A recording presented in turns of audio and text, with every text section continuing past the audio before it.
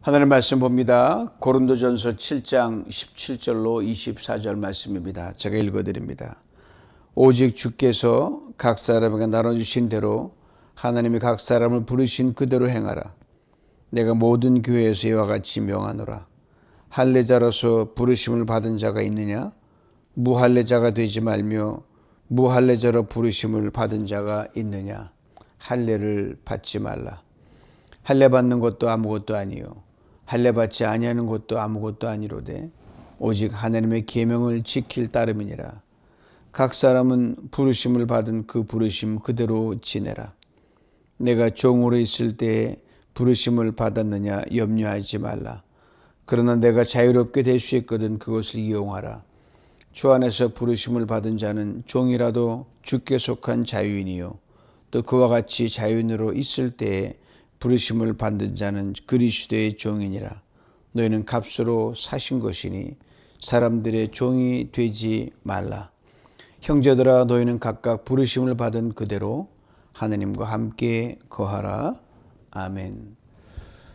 그 부르심 그대로 지내라. 그 부르심, 우리 각자 하나님이 부르신 콜링이 있습니다. 제1사명, 제2사명이 있지만 하여튼 어떤 모습 불러서 이 땅 나가는 인생을 살아갑니다. 바로 그때 하나님 부르심을 기억하고 여기가 하나님 내게 주신 최적의 장소다. 그 사명이다라고 깨닫고 살아가라는 거죠. 전후좌우 보지 말고 위아래 보면서 비교하지 말고 내 몫의 그 모습이 최고의 하나님의 모습이다. 이렇게 가시면 됩니다. 이걸 염두에 두고 오늘 바울의 그 비유의 말씀을 들어가는데 두 개의 비유를 합니다. 하나는 할례자와 무할례자의 비유를 들어오고요. 하나는 종과 자유인의 비유를 들어오는데 물론 비유는 그 자체는 다르지만 근본 의미는 똑같습니다. 이 복음의 원리를 바울이 당시 고린도 교회에서 가장 첨예하게 부딪히던 두 가지 사회적 이슈를 가지고 바울이 이 복음을 설명하고 하나님 앞에서 어떻게 우리가 살아가야 되느냐 이거를 우리에게 극명하게 일깨워 줍니다. 즉 예수 그리스도 안에서 너희들이 그 안에 구원받은 그 중생한 그 본질적 자아 그 외에는 다른 것들은 다 상대적인 것이다. 거기에 흔들리지 말라는 거죠. 이게 2000년 전 오래된 낡은 이야기가 아닙니다. 우리나라에도 복음이 들어오는 19세기 말 그때도 실제 이런 비슷한 일이 있었거든요. 복음이 우리 그 당 조선 땅에 들어왔을 때 신분 차이가 엄연히 존재했거든요. 상전과 그다음에 종이 존재했고 노비도 존재했고 남녀 유별이 있었고 그다음에 그런 가운데 상놈도 예수를 믿고 주인도 예수를 믿게 됐단 말입니다. 그러니 예배당에 가서는 같이 형제 자매가 되게 되는 거예요. 근데 문제는 여전히 밖에 나오던 양반과 상놈이고 이 종과 이 상전이거든요. 그래서 한동안 한국교회 안에 양반과 상놈, 주인과 종이 같은 교회 안에서 당해서 이 공간을 따로하고 예배를 드린 적도 있고요. 심지어 도저히 예배 못 드리라 예배당을 박차고 나가서 한동안 큰 어떤 곤란한 그런 상황이 벌어졌어요. 이해해요. 왜? 한 번도 겪어보지 않았던 예수 안에서 평등한 그 관계가 벌어지니까 머리는 이해되는데 가슴으로 받아들이지 못하는 거거든요. 형제 자매라고 하면서 무슨 소리야? 너와 나는 밖에 나가면 이렇게 부르는데 그러니까 종이 봐서 형제라 그러니까 용납이 안 되잖아요. 그럼 오늘 본문은 과거 얘기 머물지 않고요. 오늘날에도 우리가 종과 상전이 이렇게 노비 이렇게 하지 않지만 엄연히 존재하지 않은 그 보이지 않는 장벽들, 그 실링 넘지 못한 그건 정해놓고 사람들 정해놓은 것이죠. 그걸 보고 그걸 어떻게 우리가 예수 안에 소화시켜야 할 것인가 이것을 배우는 거죠. 그 배움대로 어쨌든 불필요한 장벽과 그건 파괴하고 나가야 되는 것 이겁니다. 첫 번째 비유를 보면 할례자와 무할례자입니다. 할례자와 무할례자는 당시 교회 안에 있었던 유대인 성도와 이방인 성도를 구분짓는 말이죠. 유대인들의 할례는 단순한 풍습이 아니에요. 목숨 걸고 지켜야 하는 언약의 표지였거든요. 지나간 유산이지만 그리스도가 오기 전까지는 이게 그들에게 목숨 거는 만큼 중요한 것이었어요. 선민의식의 상징이었습니다. 이 할례를 받은 사람과 아닌 사람하고는요, 이거는 하늘과 땅 차이, 이거는 인간과 인간 아닌 거의 차이, 그 정도로 이들은 엄청나게 귀하게 여겼거든요. 그리고 할례받은 유대인 성도들에게 무관례자인 이방인 성도들과 함께 신앙생활을 한다는 것, 마음 불편한 거였어요. 같이 예배당을 들락날락해도 그 속에는 엄청난 이 장벽과 차별의식을 가지고 다닌 거예요. 필링으로 느끼죠. 반면 이방인 성도들은 어때요?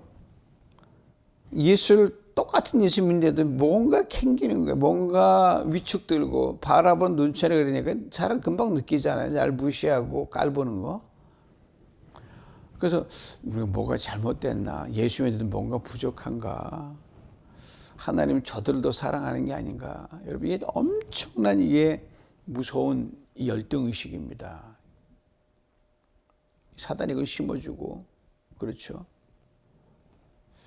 심지어 예수를 믿어도 할례를 받아야 진짜 하나님 백성 아닌가라고 실제로 할례를 받은 그런 이방인들이 많이 있었어요.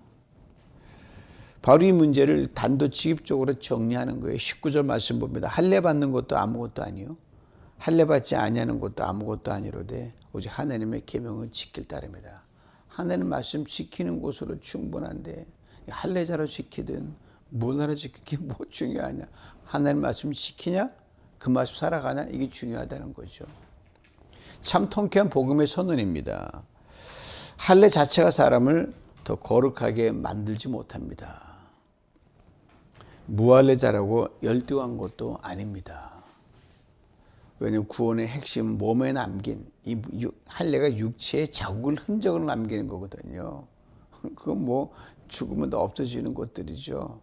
예수 그리스도 우리 안에 심어놓은 하나님의 그 보혈로 담긴 그 거룩한 그 인치심, 이게 죄죠. 이거는 뭐 죽어도 남아 있으니까 이건 나만이 아는 비밀한 하나님의 그 약속과 관계거든요. 그것이 삶으로 나타나는 거죠. 그래서 바로 할례자들에게 선포하는 거예요. 이 말씀을 통해서. 예수 믿고도 여전히 할례를 영적 우월감으로 생각하냐? 웃기는 소리 하지 말라는 거예요. 반대로 무할례자도 말하면 왜 너 이렇게 기가 죽어 사느냐?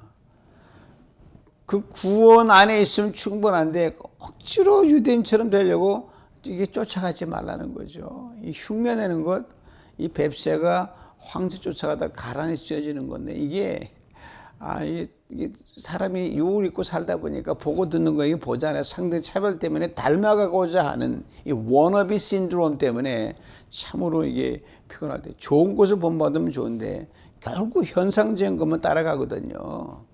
유행 따라왔다 유행 따라가는 것 결국 원위치로 오는데 늘 그렇게 유대인 보고 주눅들지 말라는 거예요. 바로 다섯 복음서 갈라디아서에서 이렇게 명쾌하게 정리합니다. 그리스도 예수 안에서는 할례나 무할례가 효력이 없다. 사랑으로 역사하는 믿음뿐이라. 믿음 안에서 사랑하는 존재로 가냐 아냐 이것이지. 이것이 아니면 할례 무할례 쓸데없는 소리 하지 말라는 거죠. 사랑하는 성도 여러분, 예수 그리스도 얻은 복음은요, 사람을 비교의 그 선상에 올려놓는 게 아닙니다. 그 부르심 안에서 너는 내가 거기에 심어놓은 내 사랑하는 아들이다. 그걸로 끝이에요. 이걸 느끼고 만족하고 살아가면 그게 최고의 행복이죠. 그래서 바울은 반복해서 말합니다. 시작부터 각 사람은 부르심을 받은 그대로 행하고 그대로 하나님과 함께하라 이렇게 말합니다. 정말 평생 걸리고 우리가 우리 자신을 조율하고 수정하고 다듬어야 됩니다. 우리가 하나님 앞에 가져갈 건 하나밖에 없어요. 평생 다듬어진 신앙 인격으로 하나님 서서 가. 다른 거 아무것도 소용없어요. 뭘 이루었냐? 그거 하나님 크게 보지 않으십니다. 그 앞에서 그래도 부족하거든요. 하나님이 은혜로 덮으셔서 well done, 잘했다 이렇게 칭찬하십니다. 할례자로 있을 때 예수를 믿었으면 그대로 그렇게 살아가라는 거예요. 그걸 훈장처럼 뻐기지 말라는 건데 이 사람이 참 여기 자랑심리가 있어서 껄핏하면 튀어나오거든요. 그냥 간증이라고 하면서 뭐 나름대로 은혜 받았다 하는데 이게 남을 갖다 주눅들게 만들어요. 다른데 나 할례 받은 사람은 아니라는 거죠. 세상에 얼마나 많은 언성 히어로가 많은지 아십니까? 그들의 소리를 들으면 웅변처럼 들리는데 세상은 정해진 사람만 나오잖아요. 그 여러분 들리지 않으면 수많은 이름 모르게 겸손히 가는 사람들 참 많습니다. 그런 사람은 하나님도 귀히 여기죠. 할례라는 건 하나님 앞에서 지나온 삶의 자유일 뿐이다. 우월감을 가지지 말라는 거죠. 반대로 무할례자로 예수를 믿게 됐느냐? 그대로 살아가라는 거예요. 이방인 크리스천, 유대인 크리스천. 기죽을 필요 없다는 거죠. 억지로 자신을 바꿔서 인정받을 애쓸 필요가 없습니다. 그러니까 이게 이 기독교 국가라 미국에서도 여러분 이게 잘 정리가 안 돼가지고 별로 한 60년대만 해도요 흑백 교회가 있고요 흑백 화장실이 있었어요. 말도 안 되는 일이 벌어진 거예요. 그러니 미성숙하니까 오늘 나름대로 이렇게 그래도 많이 다듬어졌죠. 이 복음이 한 나라를 삼키고 나 인생은 평생 걸리고 수천 년의 세월이 걸리는 겁니다. 할례와 무할례자 그 사람의 가치를 결정하지 못한다 이 말이죠. 오늘도 우리는 여전히 보이지 않는 이 할례들이 존재한다는 거 아십니까? 학벌의 할례, 재산의 할례, 직분의 할례, 배경의 할례, 성공의 할례. 은은히 내세우는 거 여러분 거기에 너무 휩쓸리지 마십시오. 반대로 어때는 이것이 없다는 이유로 위축이 됩니다. 주눅 들고 스스로 낮게 여기고 그게 되려고 목숨 거는 거예요. 얼마나 피곤합니까? 돈을 벌어도요 피곤하게 버는 사람이 있어요. 신앙생활에도 피곤하게 사는 사람이 있어요. 아닙니다. 바울에게 분명히 말합니다. 그런 것들이 너의 가치를 우리 가치를 결정짓지 못한다는 겁니다. 여러분 이 아침에 이민생활 살다 얼마나 피곤하십니까? 그러나 이 신앙생활도 피곤하게 한다면 정말 이거는 불행한 거예요. 아무리 애들은 교회 와서 평강을 얻고 자유함을 얻고 내가 제일 행복하다 이 정도 선언을 해야 행복한 크리스천이죠. 뭘 보고 뭘 주눅 드십니까? 귀를 너무 많이 열어놓으면 안 돼요. 눈을 많이 봐도 안 되고요. 그러니까 하나님이 오늘 현실에 영혼을 사만하면 주셨고 너무 많은 거 보고 알려고 하지 말라는 거죠. 우리 진짜 전책성이 뭐냐? 세상에 붙여진 이름과 세상이 우리에게 부여한 그런 잡이 아니라 하나님이 예수 안에서 붙여진 그 이름입니다. 왜요? 우리 자녀로 불러주셨잖아요. 그럼 충분하죠? 두 번째 비유입니다. 종과 자유인이에요. 수많은 사회적 구분과 차별이 존재하던 시대였습니다. 그런데 바울은 왜 하필 종과 자유인을 대표적으로 언급했을까요? 당시 복음이 들어간 세계가 로마 시대였거든요. 그때 적나라한 현실, 가장 두 개의 극단적인 인간 실존의 렌즈로 그 사회를 보고 얼마나 이 사회가 이끌어져 있는지 보여주고 예수 그리스도의 우리 사람들은 제대로 자기를 찾아가고 세상을 보는 시선을 똑바로 찾으라고 바울이 두 개의 큰 신분을 갖다 극명하게 비교시키고 있는 겁니다. 이 말 통해서 뭐냐면요, 사람 위에 사람 없다는 거예요. 분명히 노예고 상전인데 위아래 없다는 거예요. 파격적인 선언이죠. 사람 안에 사람 없다는 겁니다. 예수 그리스도의 바울은 복음을 분명하게 드러냈죠. 오늘 우리는 노예라는 말을 들으면 단순히 그냥 그 당시 대대로 부모로부터 노예가 돼가지고 밑에서 그냥 노새처럼 일하고 가는 것, 그런 단순한 처해진 신분과 어떤 일의 어떤 그런 수준으로 보는데 당시 노예는요 사람이 아니었어요. 사고 팔 수 있는 물건이었고요. 법적 권리란 거의 없었습니다. 주인의 소유물이었어요. 반면 자유인은 자유인 중에도 차별이 많지만 그렇지만 노예와 이 자유인의 이 차별이 가장 컸기 때문에 갭은 요처럼 천당과 지옥 관계였어요. 하늘과 땅 관계였어요. 그 자유인에게는 엄청난 사회적인 신분과 이 권리를 가진 존재였거든요. 그런데 바울이 종과 자유인을 언급한 것은 사회의 가장 깊은 분열, 그 chasm, 그 갭을 건드린 거예요. 이건 아무도 못 건드렸어요. 가장 낮은 자리와 가장 높은 자리, 억압받는 자와 권리를 가진 자, 동시에 복음을 세워서 그렇게 높냐? 무슨 소리야? 똑같다는 거예요. 그리고 2000년 전에 이것은 이건 파격이거든요. 오늘날도 이게 잘 안 되는데. 뭐 종을 향해 바울이 말합니다. 종으로 있을 때 예수를 믿었느냐? 그러면 세상에서는 종놈 불림을 당해도 마음 깊은 곳에서는 이런 고백으로 살아가는 당당함이 있어라 이 말이에요. 나 하나님의 자녀입니다. 나는 예수님께 속한 자녀입니다. 그럼 자유인들 앞에서 영혼까지 움츠러들지 말라는 거죠. 반대로 자유인을 향해서 말합니다. 자유인으로 있을 때 예수를 믿었느냐? 그 자유를 사람 위에 군림하는 걸로 써먹지 말라는 거예요.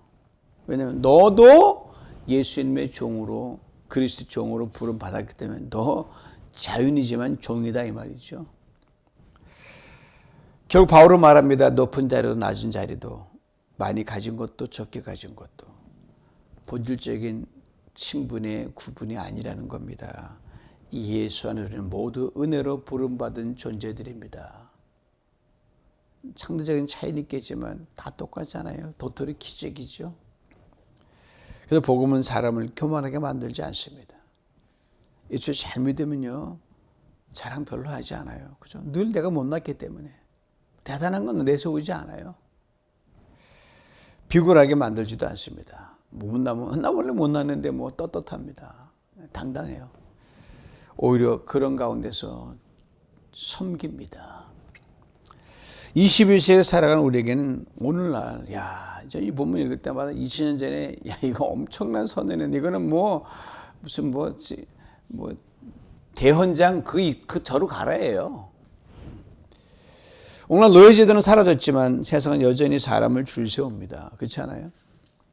직업의 차이, 재산의 차이, 학벌의 차이, 권력의 차이, 사회적 위치와 서열, 교회 안에도 버전히 존재합니다. 쓸데없는 것들이죠. 복음은 이 모든 벽 앞에서 이렇게 선언합니다. 23절에 너희는 값으로 산 것이다. 사람들의 종이 되지 말라. You're bought at a price. 엄청난 선언입니다. 이거 깊이 알면 여러분 오늘 여러분 그 나약한 모습 할 수 없어요. 이건 엄청난 선언입니다. 참 놀라운 말씀이죠. 그로 높은 자는 낮은 자를 함부로 대할 수 없습니다. 그러면 안 됩니다. 낮은 자 또한 스스로 초라하게 여길 필요 없습니다. 얼마 전 미국 사회에서도 롱아일랜드의 그 철도 파업이 나와서 엄청난 이 이슈가 오고 왔거든요. 노동의 가치 존엄성에 대해서 이 정도면 됐지 아니라는 거죠. 단순 노동자라고 무시하지 말라는 겁니다. 여러분 미니멈 웨이지 받는 사람들이요. 사회의 그래스루트라는 거 아십니까? 최고로 존중받아야 되는 사람들이에요. 물론 이렇게 세운 어떤 기업인도 중요하지만 같이 가는 거거든요. 그래서 그 일을 하는 사람이 안 들어가면 맞죠? 다 전부 다 톱니바퀴 계약처럼 뭐 하나 빠지면 가는 이게 다 이것이 이해가 되고 잘 가야 돼요. 그래서 사회가 평안한 거죠. 맞죠? 한 일만 다를 뿐이라는 거예요. 존재의 가치가 한 일로 인해 달라지지 않는다는 겁니다. 복음이 바로 그것을 말하죠. 사장이 직원을 함부로 대하면 안 되고요. 목사가 성도에 군림해도 안 되고요. 리더가 공동체에 올라설 수 없고요. 다 하나님 주신 직분에 따라 일이 다른 것이 하나님 세우신 존중한 존재들입니다. 오히려 더 많이 맡겨질수록 더 섬겨야 되는 겁니다. 세상이 이게 뒤집어졌으니까, 업사에 다운됐으니까 세상이, 그러니까 오늘 평강이 없는 거예요. 더 많이 가는 자가 군림하려고 하니까 교회 안팎이나 마찬가지죠. 그러나 이걸 똑바로 하고 살아가면 우리가 거하는 곳에서는 하나님의 평강이 강물처럼 흐르게 될 줄 믿습니다. 성도들 또한 서로 존중하는 거죠. 그래서 성경 그 말이 맞아요. 남을 나보다 낮게 여기라는 그 말이 깊은 심지거든 말이죠. 이것이 복음 안에 세워진 새로운 질서입니다. 세상은 높아짐을 힘이라고 말하지만 예수님은 낮아지는 것이 오히려 능력이라고 말합니다. 그래서 사랑하는 성도 여러분, 너무 높아지려고 하지 마십시오. 또 너무 작아지려고 하지 마십시오. 하나님 세우신 그 자리에서 우리의 존재감을 발휘하면 됩니다. 우리 진짜 이름은 뭐예요? 사람이 붙여준 이름이 아니거든. 하나님이 붙여준 이름, 하나님의 자녀. 이것을 에베소서는 멋들어지게 표시했습니다. 들어보시죠. 우리는 그가 만드신 바라 그리스도 안에서 선한 일로 하여 지으심을 받은 자니. 영어에서 we are his workmanship. 우리 하나님의 작품이라는 거예요. 하나님의 형상에 새겨진 존재들입니다. 이 땅에서 하는 일은 천차만별 다를 수 있어요. 세상 무슨 높다 낮다 거대하다 뭐하다 지위 다를 수 있어요. 그러나 모두가 하나님이 귀히 여기시는 일입니다. 왜? 우리 자체가 하나님 귀한 존재로 그 일을 하고 있기 때문입니다. 뭐 가센터 직원이든 뭐 엄청난 CEO든 뭐 목사든 집사든 장로든 뭐 청소부든 뭐든 어떤 일을 하든 그 자리에서 하나님 선을 이루어 가려고 힘쓰면 그것은 본질적인 차별이 없습니다. 극상의 직분도 극하의 직분도 십자가 앞에서는 우열이 없습니다. 그러기 오늘 보면 우리를 다시 일깨워줍니다. 너희는 부르심을 받은 그 부르심 그대로 지내라. 앞처가 말이죠. 그 부르심 그대로 지내라. Remain in the calling where you are called. 참 깊은 말씀입니다. 여러분, 부르심 그 자리에서 그대로 우리의 최선의 충성을 다할 수 있기를 축복합니다. 하나님을 드러낼 수 있기를 원합니다. 그러다 보면 하나님의 은혜 가운데서 위에 올라갈 수 있거든요. 종업원이 사장 되는 경우가 얼마나 많습니까? 때로는 사장이 어느 날 평범한 직원으로 전락하는 경우도 있어요. 이제 난 할 말 다 했고 또 경제 관계상 바뀔 수 있으니까 어떤 인생 가다 보면 수없이 뒤바뀌어요. 위아래가 바뀌고 좌우가 바뀌고 모든 변화 속에서도 변하지 않을 게 하나 있습니다. 나는 예수 그리스도께 속한 사람이다. 값으로 산 존귀한 존재다. 하나님의 워크맨십이다. 바로 그 부르심의 은혜 안에서 자유함으로 열심히 섬기고 겸손함으로 열심히 사랑하며 서로를 그리스도의 마음을 품어가는 복된 삶, 멋진 그리스도인, 당당한 성도, 목사, 그런 교회 될 수 있기를 주님의 이름으로 축원합니다. 하나님 아버지, 세상에 나누는 기준과 소열 속에 우리 자신을 가두지 않게 하옵소서. 오직 예수 그리스도 피값으로 사신 하나님의 자녀임을 분명히 알고 그렇게 당당하게 살아가게 하옵소서. 혹 높은 자리에 올려도 겸손히 섬기게 하시고 혹 낮은 자리에 있어도 더 낮은 자를 바라보며 위축되지 않게 하옵소서.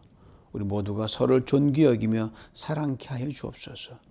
우리 맡기신 자리에서 그러므로 불평보다 사명으로 감당하게 하시고 내게 맡기신 최선의 자리로 감사하게 하시며 그리스도의 마음으로 사람을 품고 세워가며 생명꾼으로 살아가게 하여 주옵소서. 오직 우리를 부르신 그 부르심 그대로 지는 넉넉한 믿음의 사람들 되게 하옵소서. 예수님의 이름으로 기도하옵나이다. 아멘.